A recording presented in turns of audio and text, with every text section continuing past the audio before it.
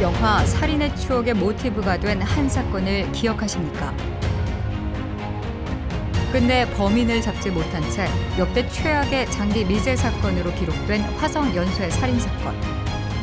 그로부터 2019년 9월 전대미문의 살인범, 그의 정체가 밝혀졌습니다. 33년 만에 드러난 화성 연쇄 살인 사건의 진실. 그 오랜 침묵을 깨게 한 열쇠는 무엇일까요?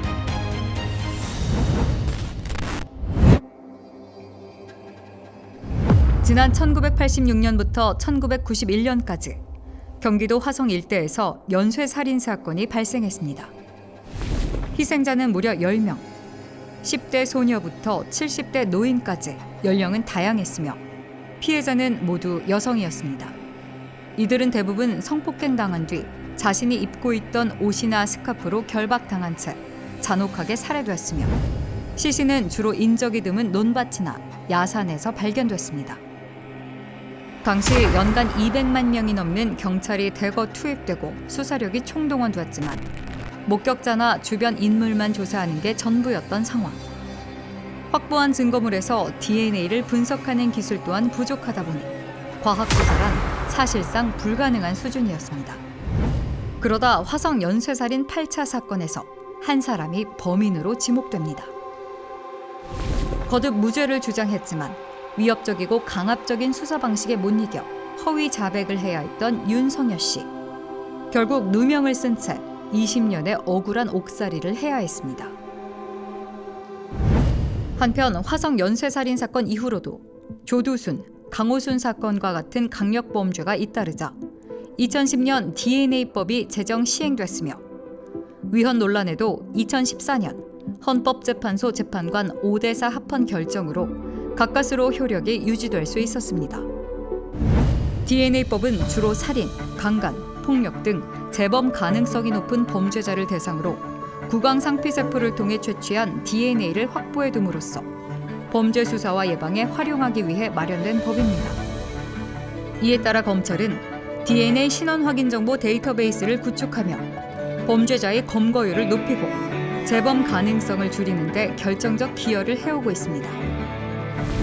이러한 DNA법 시행과 DNA 감식 기술의 발달은 장기 미제 사건 수사에도 큰 활기를 불어넣었습니다.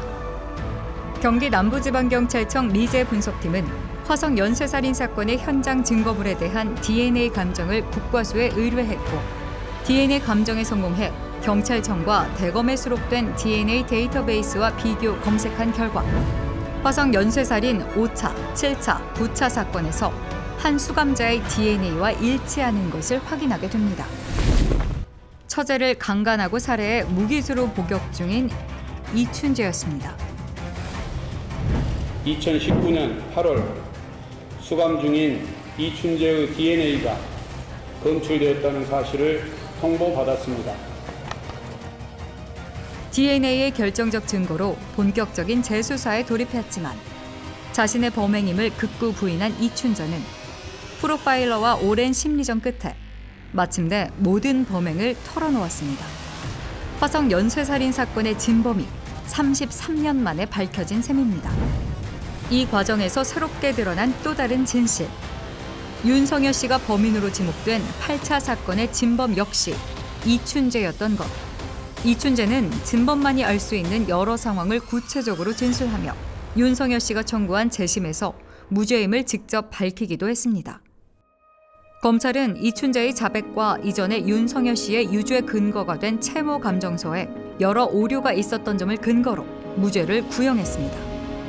또한 윤 씨와 피해자, 가족들에게 과거 잘못된 수사 결과에 대한 깊은 사과의 뜻을 전했습니다. 이로써 억울한 누명을 쓰고 옥살이를 해야 했던 윤성여 씨는 32년 만에 비로소 무죄를 선고받았습니다.